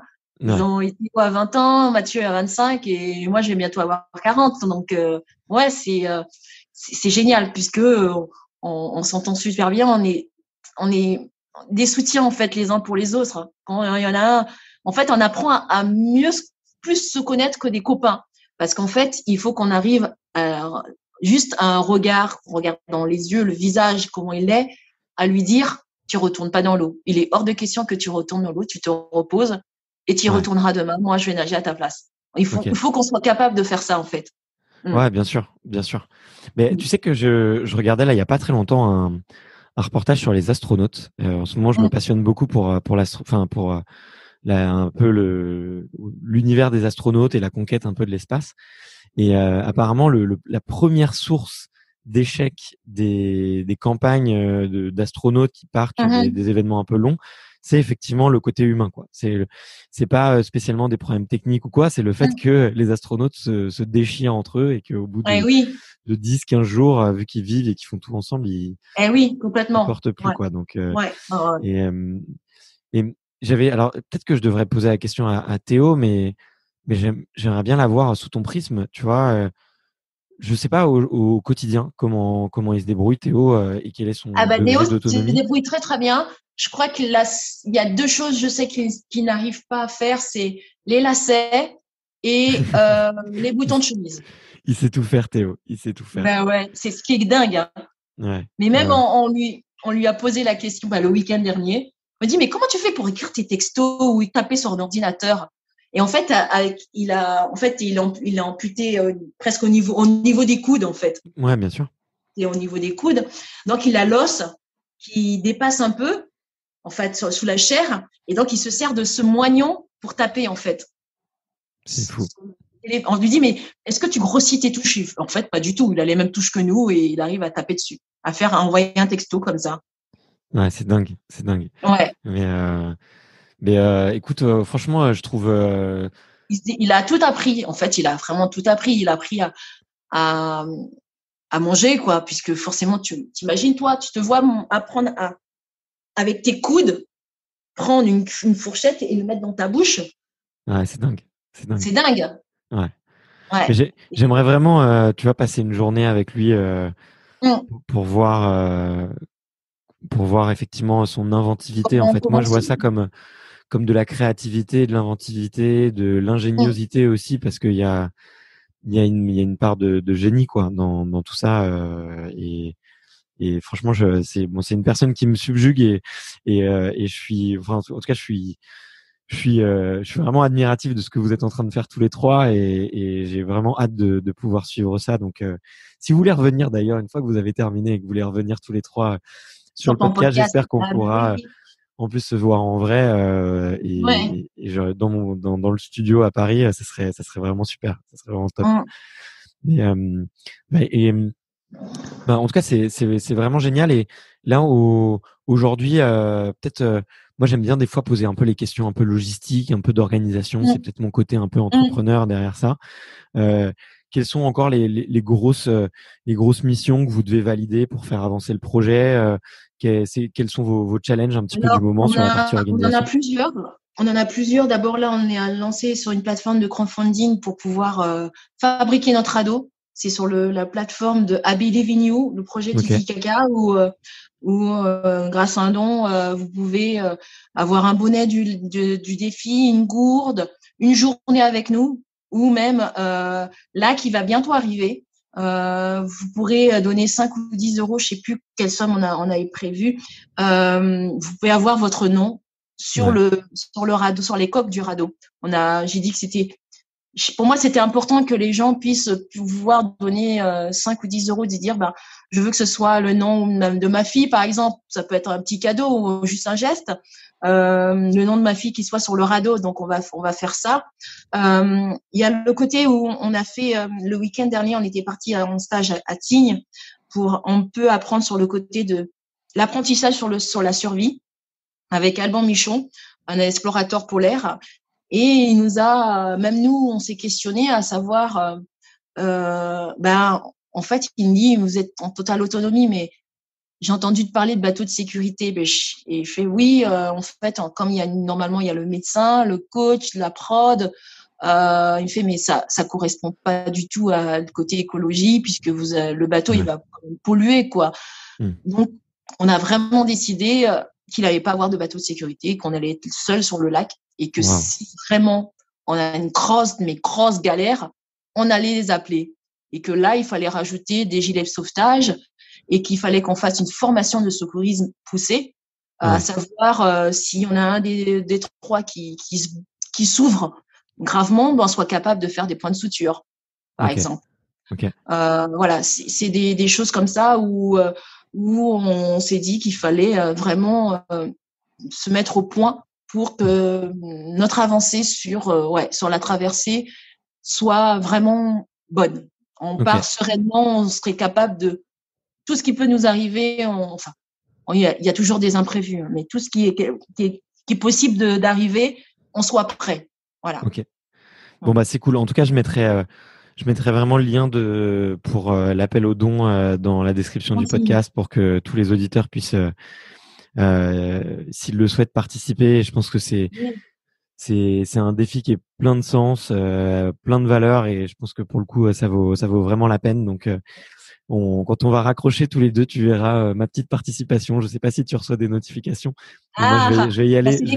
C'est Anne. C'est gentil. Je vais y aller de ce pas, et puis je vais regarder. C'est possible déjà de demander pour avoir un nom sur le bateau. Comme ça, je peux mettre Pas encore. Ça va arriver. Ouais, je pense que dans les prochains jours, ça va arriver sur la plateforme. Ouais. Bon, bah cool. Bah je regarderai. Je vais suivre ça, et je mettrai le nom de mon fils. C'est auprès de son prénom. Il s'appelle Solal. C'est joli, très joli. Non, ouais, je pense pas qu'il y aura beaucoup d'autres demandes de Solal pour être sur le bateau, mais du coup voilà, ça sera lui, et on est en train de chercher aussi un défi pour lui, pour savoir qu'est-ce qu'il pourrait faire jeune, et on a vu là le plus jeune garçon qui a grimpé le Kilimandjaro, il avait 7 ans et demi. Et du coup, il aime bien partir marcher et découvrir les curieux. C'est un grimpeur. Alors il a que 11 mois. Alors marcher, c'est un peu tôt. Il essaye déjà de marcher. Il est très très en avance pour ça. Et il grimpe partout. Il voit une échelle, il grimpe. Il voit un canapé, une chaise, il essaye de grimper, une échelle. Peut-être il va faire de l'escalade, hein. Bah peut-être. En tout cas, puis il fera ce qu'il veut. On lui fera essayer plein de choses, et puis il verra ce qu'il aime, quoi. Mais ok. Mais en tout cas, ça a l'air d'être un projet qui demande beaucoup d'énergie, il y a besoin de beaucoup de préparation. On s'est partagé, pour te dire, les tâches le week-end dernier. Parce qu'on s'est dit, il faut forcément avoir un maître dans chaque univers, parce que c'est important. On est à 3, et on nous expliquait, quand tu pars à 10 ou à 8 ou à 5, il faut qu'il y ait, on va dire, pas forcément un chef, mais des gens qui soient responsables de chaque univers. Et on s'est dit que c'était une bonne idée pour se partager les tâches quand on sera sur le radeau. Théo sera le responsable média, on va dire, parce que le côté média, c'est comme on n'aura pas de prod sur notre radeau, on n'aura que des GoPro qui vont être un peu fixés dans la tente, et une GoPro libre à la main pour celui qui sera sur le radeau pendant que les autres qui nagent. Donc il faudra penser à bien les charger, penser quand il faut les charger, parce qu'on aura aussi des panneaux solaires en toile. Pour charger les GoPro et tout ce qu'on a besoin. Moi, je ferai la logistique, donc c'est les combinaisons, rincer, faire sécher les combis, voir comment où tout est bien rangé, que ce soit la nourriture, combien de nourriture il nous reste, remplir les thermos, filtrer l'eau, parce qu'on n'aura pas des bouteilles d'eau, hein. On va filtrer l'eau. On doit bien la filtrer, parce qu'il y a une partie sur le lac où l'eau est très polluée, donc on doit bien la filtrer et on doit la réchauffer avant de pouvoir la mettre dans le thermos pour pouvoir se faire à manger. Donc voilà, il y a plein de petits trucs et Mathieu, c'est la sécurité. C'est tout le côté sécurité. S'il faut voir colmatage, s'il y a un trou dans la coque, si la toile, la tente se déchire, voir si, parce qu'en fait, on a un moteur qui va nous permettre de stabiliser, un moteur solaire qui va nous permettre de stabiliser la nuit parce qu'on va pas nager la nuit. Ça aussi, il faut vérifier. Voilà, c'est aussi côté médical, c'est un peu lui pour savoir qu'est-ce qu'il faut faire s'il y a un gros souci. Donc voilà, on s'est vraiment partagé les tâches et je pense que c'est un détail qu'on avait complètement, on n'avait pas pensé du tout même. On n'avait pas pensé du tout. Bah, le fait que vous partiez effectivement sans avoir un bateau d'assistance pas loin, bah, ça fait que vous devez tous Maintenant, mettre les... indépendant. Ouais, exactement. Mais en tout cas, c'est vraiment génial. Je trouve ça me fait hyper plaisir de pouvoir échanger avec toi sur le sujet parce que c'est un très très beau projet. Et puis là, on a pu rentrer un peu dans le détail. Donc, ça permet aussi, je pense, aux auditeurs de rentrer un petit peu dans la complexité de l'organisation d'un défi comme celui-là. Et c'est aussi ce qui donne envie, tu vois, de participer, de le suivre, tu vois, quand on connaît toute la complexité qu'il y a derrière et tout l'engagement qu'il y a de la part des athlètes. Et alors maintenant, vous êtes plus des athlètes, vous êtes des aventuriers. Hein, vous changez de statut. Mais Moi, j'aime bien. Moi, j'aime bien. mais on voit à quel point c'est compliqué, quoi. Et peut-être pour terminer un peu sur le sujet du point de vue sportif. Moi, je suis très curieux de savoir comment déjà comment est-ce que tu t'es remis à l'entraînement parce que tu l'as dit, tu voulais plus spécialement nager. J'avais même compris qu'à la fin de ta carrière, c'était quelque chose que il y avait peut-être une certaine forme de lassitude ou Oui, complètement. Mais dégoût même, hein, tu peux le dire. Hein. ouais, Ah oui. j'osais pas le dire parce que je sais pas si Si. c'était le bon Bah, mot, mais j'hésite pas, mais parce que c'est ce que j'ai ressenti ouais, quand avant que j'arrête, c'était ça. ouais, J'ai commencé à me dégoûter de mon sport et comment je fais pour me dégoûter de mon sport? Certes, j'ai commencé à 6 ans les compètes et là, j'avais 27 quand j'ai arrêté. Comment? Non, c'est pas possible. Tu fais tant d'années de natation, un sport que tu as aimé, qui t'a fait voyager, qui t'a fait rencontrer du monde, non, en fait, c'était le signe d'arrêter la carrière. C'était le signe. Donc, je suis passée par là. Et pour répondre à ta question, comment on fait pour s'y remettre? Ben, j'ai la chance où c'est Stéphane Leca qui m'a entraîné et qui m'entraîne là pour le défi. Donc il savait, je lui ai dit, on va commencer doucement. Il fait oui, oui, oui. pas trop vite, Stéphane. Tu Oui, reprends oui, il n'y pas a pas comme de avec souci. Aurélie ou Non, non, on a commencé doucement. Fait, ouais. Ah oui, on a commencé doucement parce qu'en fait, alors, euh, le week-end avant que je commence vraiment les entraînements, on a fait une démonstration au club de la Gardère avec Théo, aux jeunes c'était un peu la fête de la fin d'été et la rentrée. Donc je crois que c'était le moment où ils appellent ça la journée 2024 parce que soit en famille, soit en individuel, tu dois faire 2024 mètres. Et d'accord. donc à la fin, on fait une démonstration avec Théo. Et là, je me suis dit, oh, quelle catastrophe. Oh là là, on n'aurait même pas dit que j'étais nageuse de haut niveau. Théo qui Ah ouais. nageait plus vite que moi, j'avais pas de sensation, j'avais l'impression d'être une baleine. C'était plus le petit poisson rouge qui se faufile. Là, j'avais plus rien. Enfin, j'avais pas l'impression d'avoir été nageuse. Et c'est Ouais. très dur. C'est très, très dur. Après, j'ai repris les entraînements tranquillement, tout doucement.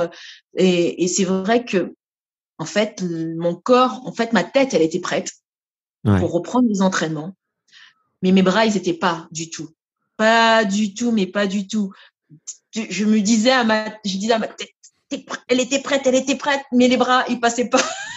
Les bras, ils passaient pas. Les bras, toute la force que je pouvais mettre dans les appuis, ça passait à travers et tout. C'était horrible. Ouais. Et donc, c'est pour ça, après, j'ai demandé quand même de faire un peu de muscu parce que ça me donnait un peu plus de sensations. J'ai eu un peu plus de sensations au bout d'un mois et demi, 2 mois. Ok. Ouais, ça a commencé à revenir. 2 mois. Ouais, ça commençait à venir. 2 mois. Ok. Ouais. Ouais, ouais, ouais, ouais. Et, Heureusement parce que et par rapport au froid, peut-être, et à l'eau libre, ouais. il y a un changement par rapport à ça. Est-ce que Ben, c'est le vraiment un nouveau défi pour toi de découvrir froid, parce que je pour moi, craignais c'est pas. notre discipline, quoi. Mais Le froid au début, de voir le faire, ça me faisait pas peur. ok, Euh, donc, certes, il fallait s'entraîner, il fallait faire des douches froides, comme toi tu fais. Ben moi, je le faisais aussi. Hein. ok, J'en faisais beaucoup pendant ma carrière ouais, pour récupérer parce que faut savoir que les kinés, il y a pas beaucoup de kinés, il y a 2 ou 3 kinés des fois. Tout le monde ne peut pas passer, donc je me disais, les bains froids, c'était très bien. Ça me ok, permettait, certes, c'est pas écolo, mais ça me permettait de récupérer assez vite. Et donc là, c'était pareil. Quand l'hiver arrivait, douche froide. J'ai pas de baignoire, j'ai douche froide à la fin de ma douche. Une fois que j'ai fini, je fais une minute. Là, c'était 15. Moi, je fais 15 secondes. Hein. Moi, je fais pas 3 minutes. Hein. Désolée. ouais, franchement, si tu peux faire 15 secondes, tu peux faire une minute.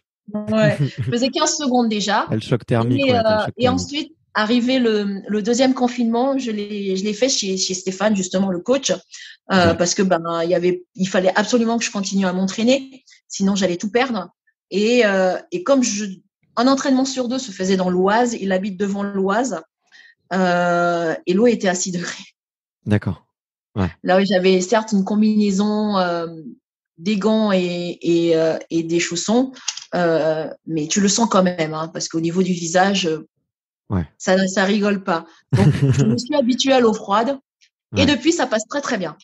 C'est vrai? Ok. Ouais, ça passe très, très bien.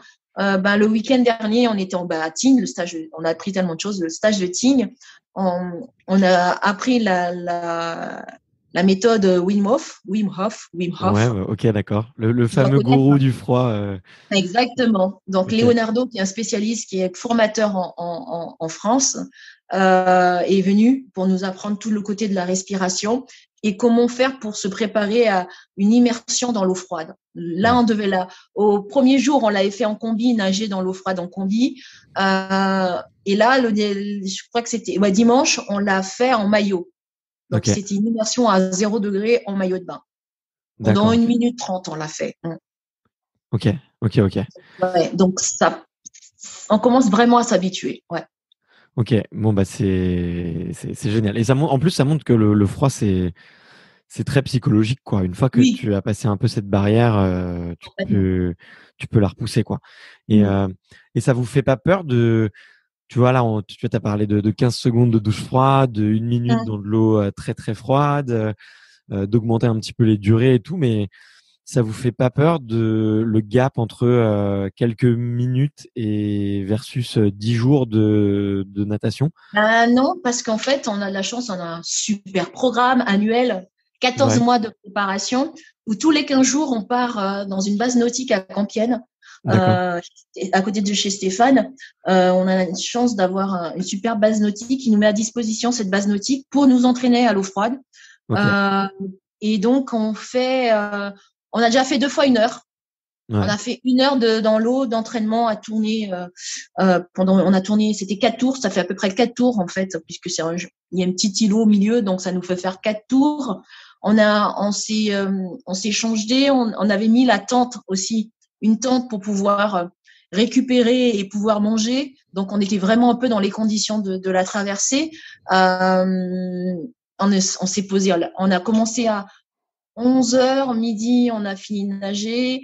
On a mangé midi et demi, 13 heures. Et 14h30, on est retourné dans l'eau.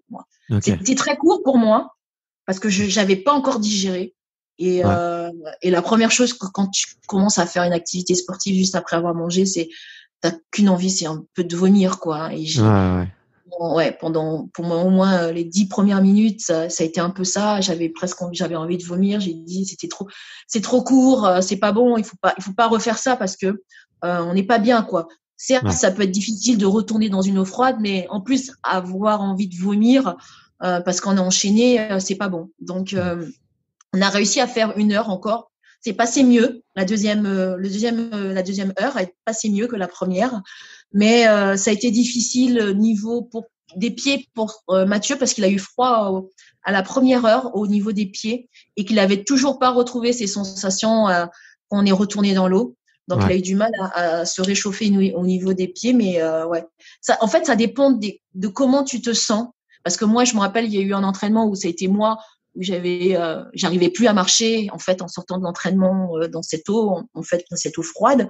Donc, c'est les coachs qui m'ont, quand dû me porter, m'aider à marcher pour pouvoir aller me réchauffer et tout. Donc, ouais, ça, en fait, ça dépend vraiment de ta forme, en fait. Ouais. Et donc, ouais, pour le moment, franchement, ça nous fait pas peur, les 122, puisque on est vraiment sur une dynamique où on monte en kilométrage et en heure, on va dire, puisqu'on parle plus trop de kilométrage en préparant ce défi. On fait en heure. On fait 1 heure non-stop à l'entraînement. J'ai fait 2 heures non-stop le mois dernier, où j'ai fait 8 kilomètres. Vendredi prochain, on fait 2 heures non-stop. Donc, tu vois, c'est une préparation qui va vraiment progressivement et auquel le corps et la tête a le temps de se préparer. Ouais, ok. Bon, bah, c'est passionnant. Franchement, tel que tu le racontes, là, on voit que la route est encore longue, mais qu'en même temps, vous êtes ultra déterminé et que vous progressez à une vitesse folle, quoi, et que vous êtes sur une super bonne dynamique, donc ça donne trop envie.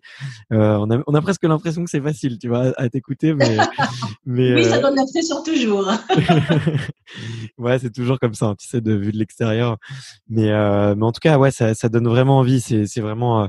Et puis, enfin, moi, je me rends compte à quel point c'est un défi hyper ambitieux et effectivement le froid, comme tu l'as dit, ça dépend, ça te prend tellement d'énergie, je trouve, que effectivement, si t'es un jour t'es pas dans ton assiette, si un jour il y a un petit truc de travers, tu souffres beaucoup plus et c'est compliqué. Et pour avoir interviewé quelques personnes qui avaient traversé la Manche, ils me disaient que sur les 10, 12, 15 heures de traversée, il y a forcément des moments où tu es obligé en fait de plus t'écouter et de ranger un peu le cerveau et pour avancer, parce qu'en fait le corps le corps t'envoie tellement de signaux un peu négatifs ou un peu compliqués à gérer que tu es obligé en fait de mettre tout ça de côté, mais que si tu fais un peu abstraction de ça, en fait tu peux tenir très longtemps et y arriver, quoi. Donc c'est en tout cas, c'est passionnant. En tout cas, merci infiniment pour tous ces détails et nous de partager aussi les petits moments de difficulté, les petits moments de joie. C'est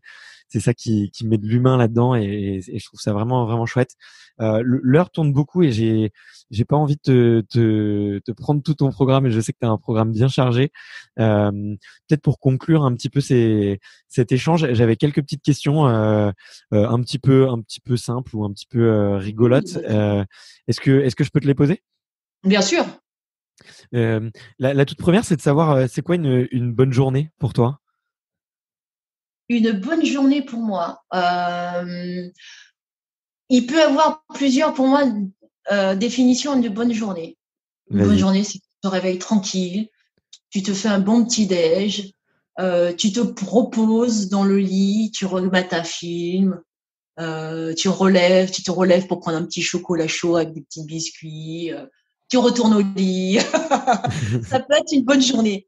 Une bonne journée, ça peut être aussi, je me lève, je suis à fond, tranquillement, je regarde mes mails, le truc du boulot, et puis je me prépare, je vais à l'entraînement. L'entraînement se passe bien, je déjeune tranquille, je regarde un peu la télé ou je bosse un peu après. Et puis voilà, c'est un peu le goûter. Voilà, c'est un peu ça. C'est aussi ça une bonne journée pour moi. Et pour moi, il y a plusieurs définitions de bonne journée. C'est quand au moins je dirais quand il n'y a pas de tracas et il n'y a pas d'imprévu négatif. Pour moi, c'est une bonne journée. Je suis pas compliquée pour une bonne journée pour moi. Ça marche. Mais un peu de routine et de normalité, ça fait aussi beaucoup de bien. Pour moi, c'est apaisant. Une bonne journée. Comme aujourd'hui, pour moi, c'est une bonne journée. Je me suis levée, je suis allée à l'entraînement, j'ai déjeuné, j'ai bossé, et puis voilà, il y a le podcast là avec toi, et puis voilà, c'est le week-end qui arrive. Pour moi, c'est une bonne journée. Ah bah grave, moi aussi j'ai passé une super bonne journée, tu vois, donc ça tombe bien. Et il y a une question que j'aime bien poser qui est, alors elle est un peu, parfois elle est un peu, c'est difficile d'y répondre, mais la question c'est de savoir comment est-ce que tu te vois dans 10 ans? Est-ce que tu as Ah oui, une idée de quand où tu, est-ce que tu veux tu être avais dit ça, j'ai dit, oh, putain, c'est long, disons, en disant, attends, je vais plus compter. Putain, c'est, ouh, purée, mince. Pour moi, j'ai aucune idée. Pourquoi C'est- pas au soleil, les pieds dans le sable, ouais. Mais aucune idée. Franchement, Tu te laisses porter? mais toujours. Ouais. Ouais, Les opportunités avant tout. T'as raison. exact. Ça a Faut été être toujours souple. comme ça. Pour moi, ça a été des rencontres et qui ont fait que j'ai pu avancer professionnellement ou Hmm. personnellement. Ça a été des rencontres et je me suis souvent laissée porter. Ouais, ouais. Ok. Et en parlant de rencontres, est-ce que il y a une rencontre dont tu te souviens, qui a un petit peu changé ta vie ou qui a eu un impact dans ta carrière ou dans ta vie que tu pourrais nous raconter?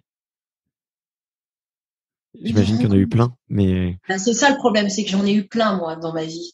C'est ouais. ça en fait, c'est que les gens que j'avais l'habitude enfin, que je me suis jamais dit que j'allais pouvoir les rencontrer ou jamais, en fait, je les ai rencontrés.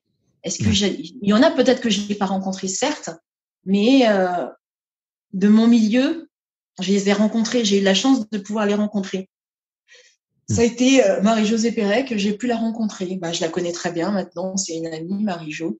Ouais. Et ça, je me dis, est-ce que le sport aurait pu faire que ça arrive? Je pense pas. Hmm. Euh, Il y a qui d'autre pour moi, en fait, ce sont devenus des amis. C'est même plus devenu. C'était des gens avant que je regardais à la télé et que Frédéric Michalak, Yannick Yonga, Thierry Dussautoir, tous mes potes du rugby. En fait, avant, je regardais à la télé. Si en Guyane, je regardais un peu le rugby. Et encore quand il y avait le rugby, des fois. Et en fait, une fois que j'ai un peu, tu connais un peu le rugby, tu regardes et tu vois, et les gars, ben après, ben, ce sont devenus tes potes. Donc, pour moi, en fait, c'est ça, hein. C'est aussi ça, le sport. C'est comme on disait, c'était des rencontres. Ouais. Et en fait, il y en a tellement que j'ai rencontré, et que je me suis dit, si j'avais pas fait du sport, je les aurais jamais rencontrés. Ouais. Et ça, c'est aussi magique pour moi. C'est aussi magique et fantastique. Il y en a plein que j'aurais jamais pu rencontrer. Pour moi, sont devenus des amis. Donc, je te fais une liste. Je te fais une liste pour pouvoir. Donc, ouais, c'est. Fais attention, après, je vais te recruter en tant qu'agent pour le podcast, hein, pour avoir des Ah, mises. Mais pour travailler avec Nadège, d'ailleurs, qui nous a mis en relation. J'ai oublié de la citer, d'ailleurs, en début ah d'épisode. oui, Nadège, elle est adorable, Ben Nadège. oui, c'est la Bah, meilleure. les gens du hand aussi, bah, les potes du hand, Ouais. pareil. Mm. Euh, des gens que j'ai rencontrés au jeu. Mm. Les garçons du hand, les experts, je les ai rencontrés au jeu. C'était à Tokyo.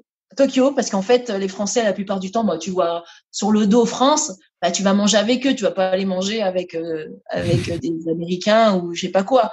Tu vas Ouais. manger avec des Français. Et c'était la table des handballeurs. Donc, je me suis posée. Ok. Et donc, bon, il y a un échange, forcément. Alors, vous, comment ça se passe? Et donc, toi, il te demande comment ça se passe. Donc, voilà, c'est comme ça que j'ai appris à l'école. J'ai fait la connaissance des experts, que ce soit, bah, au début, c'était Joël Abati, bah, il y a eu Nico, il y a aussi bah, Lucas Ballot, il y a aussi Daniel Narcisse, Thierry Aumeilleur. Je les ai tous rencontrés comme ça, en fait. Ouais. C'est, Au ouais, culot, c'est, quoi. Tu t'es oh, planté à bah, leur mais c'est table. pas forcément culot, c'est que il y a ce moment, on a de la chance où c'est un moment olympique, c'est au moment des Jeux où c'est très convivial, tout le monde est là pour aussi échanger parce qu'on n'est pas là non plus à rester dans une bulle parce qu'on fait les Jeux, hein. On est là Ouais. aussi pour encourager les autres sportifs français. Donc voilà, je vois des Français, je suis toute seule, bah, je m'oppose avec d'autres Français. Et Ouais. puis il y a des questions, il y a des échanges et c'est comme ça qu'on apprend à connaître les uns les autres. Ouais. Mais pour moi, pour moi, ça a toujours été des rencontres et des rencontres spontanées. Ok. Mm. Bon, bah c'est beau. Mais je trouve que tu as une capacité à, à, à attirer les bonnes personnes vers toi. Tu vois, j'ai l'impression que il y a J'ai une il y a- étoile, on m'a dit. ouais, ouais, peut-être, tu vois, il y a peut-être de l'inné et tout, mais il y a aussi Ouais, beaucoup de d'acquis, je trouve, et moi, je suis de plus en plus admiratif de effectivement de ces personnalités, et je trouve que tu en fais partie, qu'on cette capacité à être un peu solaire et de manière très naturelle à attirer des bonnes ondes, tu vois, autour d'eux, ouais. et donc je suis très très admiratif de tout ça, Je et pense que le fait faut que d'être je m'en solaire, inspire. ça peut attirer que les ondes positives. C'est vrai, c'est vrai, c'est vrai, c'est vrai. Ça Je c'est pense clair. que c'est aussi ça. Bah on récolte que ce que Ce l'on qu'on sait. sème, hein. Ouais, Exactement. exactement. Donc voilà. Super.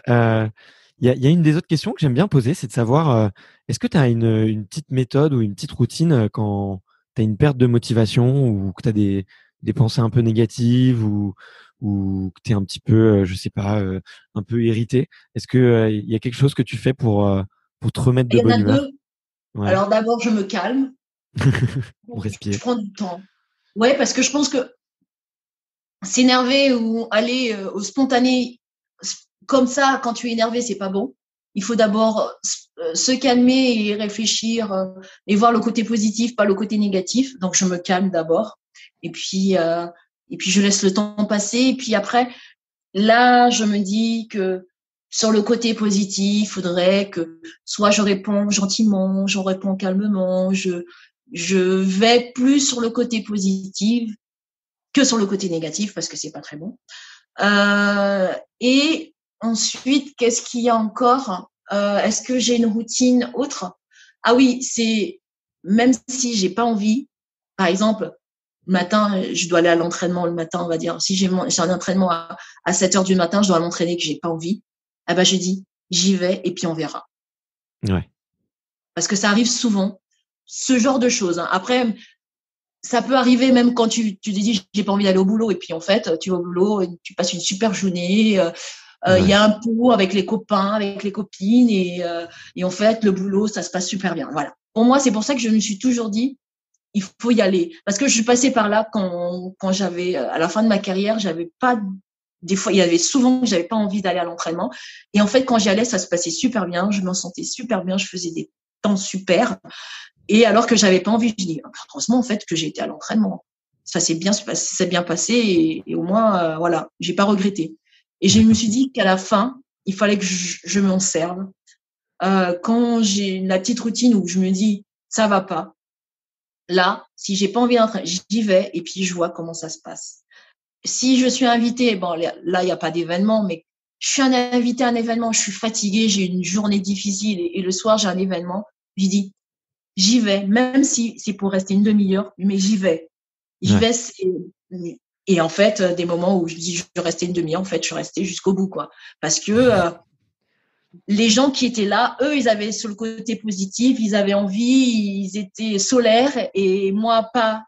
Et quand je suis arrivée, ils m'ont transmis ce côté solaire, et ça fait que bah, je suis rentrée dans le côté positif. En fait, c'est un peu ça. Je reste, je me dis, il faut y aller, il faut oser, même quand t'as pas envie. Ouais. Ok. Ben je trouve que c'est un très bon conseil, tu vois, ou en tout cas une très bonne, un très bon mantra, tu vois, de vie, parce que moi je le vis très souvent, tu vois, et que ça soit avant un entraînement ou avant une journée, ou des fois je me Ouais, dis ah aujourd'hui j'ai pas envie, et en fait des, je sais pas, soit je mets le cerveau de côté ou quoi, et je me dis mais il peut que se passer des bonnes choses en fait, tu vois, ouais, il, tu peux pas en fait quand t'es déjà dans un état d'esprit un peu négatif, des fois moi je me dis en fait ça peut pas être pire, donc que j'y aille ou que j'y aille pas, ça va rien, enfin ça, je me sens pas bien, donc voilà, et là, si je fais rien, je vais pas bouger, je vais pas changer d'état d'esprit, alors que si jamais je me bouge et effectivement je vais à cet événement où je vais devoir un peu parler à des gens, me forcer un petit peu, et ben la meilleure chose qui peut se m'arriver, c'est de complètement changer d'état d'esprit et d'humeur, quoi. mm, Donc ça marche plutôt bien. Mais écoute, super, super, franchement, et c'est un très bon conseil. J'accélère un tout petit peu là pour les toutes dernières. Il en reste trois. La première, vas-y. c'est de savoir un petit peu s'il y a un livre ou un film qui t'a marqué récemment et que tu recommandes de temps en temps autour de toi. Un livre, non, un livre, il n'y a pas, parce que même pendant les trucs de confinement et tout quoi que ce soit, j'ai même pas eu le temps. J'étais même pendant le confinement, j'étais vachement prise. Or, je me posais pas assez justement, donc on m'a dit, j'ai même une copine qui m'a dit, Malia, repose-toi parce que on va se déconfiner et tu vas te fatiguer, alors qu'on était en confinement. Donc j'ai même pas eu le temps de lire. Film, est-ce que j'ai vraiment un film Alors assez souvent, en fait, je regarde tellement. Est-ce que j'en ai eu un Ah bah si tu regardes beaucoup, tu peux me citer ton film préféré, alors ton film Alors, historique. j'ai pas de film préféré. C'est ça le truc. Il y a pas, j'ai pas de film qui m'a particulièrement. Est-ce que j'en ai non, bon. Et sinon, si je te pose la question du dernier que tu as vu, est-ce que tu te souviens? Le dernier que j'ai vu, oh là là, c'était sur Netflix. Oula, si c'était une production Netflix, attention, ça sent le navet. Hein. Il y en a beaucoup, hein. Tiens, attends, il faut que je me rappelle. Parce que je regarde beaucoup plus de séries ou de Ouais, trucs télé-réalité qui ne sont pas montrés, mais qui sont montrés sur Netflix, que. ok. Alors, qu'est-ce que j'ai vu? Ah, mais je l'ai pas fini, le film. Parce que je regarde des séries et des films. Vas-y. J'aime pas trop le film. Il est pas bien, il est pas bon. Mais je me rappelle même plus du nom, pour te dire. Bon, c'est pas grave, mais Ouais, parce que ouais. tu vois, j'ai pas du tout aimé et je me suis dit, il faut quand même que je vais, je veux le finir. Ah, jamais, attends, c'était quoi? Ah, c'est un truc avec celle qui a joué dans Grey's Anatomy, Hmm. mais, purée, comment elle s'appelle? Oh là là. Bon, au pire, c'est C'est pas un truc très. de très, très bonnes, de meilleurs amis, en fait, qui vivent deux carrières différentes et, voilà, c'est celui-là que je suis en train de regarder, en fait, et Ok, que j'ai ça pas fini. marche. Mm. Bon bah, au pire, je te demanderai en privé des petits Oui, conseils de série parce que je te donnerai parce que je retiens jamais les titres, hein. mais on vient de me. Tu vois, pendant très très très longtemps, j'ai refusé d'avoir un compte Netflix et à force qu'on me dise, il faut que tu regardes The Last Dance avec Michael Jordan, il faut que tu regardes Ah Formula oui. One, il faut que tu regardes La joueuse d'échecs, il faut que tu regardes tout ça. Mm. Et je me suis dit bon, il y avait tellement de bons contenus. Mm. Là, j'ai une très bonne amie qui m'a prêté un compte pendant 2 mois. Donc là, je vais faire 2 mois de rattrapage intensif. Ah bah, Euh, prépare-toi, vas-y, hein. voilà, donc je vais avoir de quoi regarder. Je vais avoir de quoi regarder. En tout cas, j'ai beaucoup aimé The Last Dance. Après, je sais Ouais, pas forcément, on sait pas ce qui est vrai, ce qui est faux des fois, des moments, parce que les gens ne le prennent, ceux qui l'ont vécu ne le voyaient pas de cette façon, mais ça a été très, très, très bien fait, je trouve. ouais, Franchement, chapeau, ouais. Parce qu'en plus, moi, je sais pas si c'était la même génération que moi, mais nous, en Guyane, nous, on se réveillait à 4 heures du matin pour regarder Michael Jordan qui jouait en NBA. bien sûr, C'est, bien sûr. c'est un truc de dingue. Pour moi, c'est Michael Jordan encore. Ça, c'est la personnalité que j'aurais bien aimé rencontrer, Ouais. Michael Jordan. Il est encore temps, C'est- tu sais pas. Peut-être que oui, sur un événement, oui. il Ah, bah, je viendra me et tout. ferme pas des portes, hein. Je me ferme pas des portes parce que je me dis, en plus, j'ai un pote qui organise justement les voyages NBA. Donc, je me dis, les voyages NBA, je vais y aller. Ah bah ouais. Mais j'ai vu que tu t'entendais bien avec Boris Dio et Ronny Turiaf Oui, d'ailleurs, donc oui, t'as ce sont des des potes. connexions quand même. Oui, oui, oui. Non, oui, mais c'est pas avec eux que j'irai, hein. Eux, ils connaissent tout le monde, donc C'est non, vrai. oui, mais c'est vrai que déjà je devais aller quoi? Je devais aller l'an dernier et j'ai pas été. Euh, mais c'est vrai avec que ce soit avec Boris ou Ronny. De toute façon, Ronny il m'a dit si tu y vas, dis-moi, je te ferai visiter un tel. Je fais c'est sûr, c'est sûr. Mais ce sont des superbes ambassadeurs, donc oui, oui, c'est sûr. C'est toujours mieux d'aller avec des potes Ouais. que avec des personnes que tu connais pas. Mais ouais, ouais, ouais. J'ai de la chance où Ronny et Boris, on est à l'INSEP en même temps. Je crois que Boris est parti juste au moment où j'arrivais. Mais D'accord. Ronny, on s'est vu la dernière année. Sa dernière année, c'était l'année où je suis arrivée. Mm. D'accord, ok. Ouais, tout Mm. s'explique. Ok. Ouais, ouais, ouais. Très chouette. Et ben écoute, puisqu'on parle de personnes et de personnalités inspirantes autour de toi, la toute dernière question, c'est un peu comme un passage de flambeau olympique, mais sauf que là, c'est un passage de micro. C'était de savoir quels étaient les athlètes à qui tu aimerais que tu aimerais écouter sur une conversation telle que celle-ci et que tu penses que ça pourrait être des personnes intéressantes pour ce type d'échange?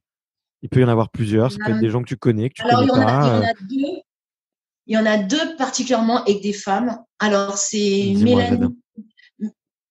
Mélina Robert-Méchant. Ok. Carrière incroyable. 5 jeux, je crois, si je me trompe pas. Ouais. 2 enfants. Et c'est souvent, il y en a qui ne connaissent pas ce côté où comment une sportive de haut niveau maman et comment elle fait pour être organisée, comment ça se passe dans sa vie en fait de mère et de femme.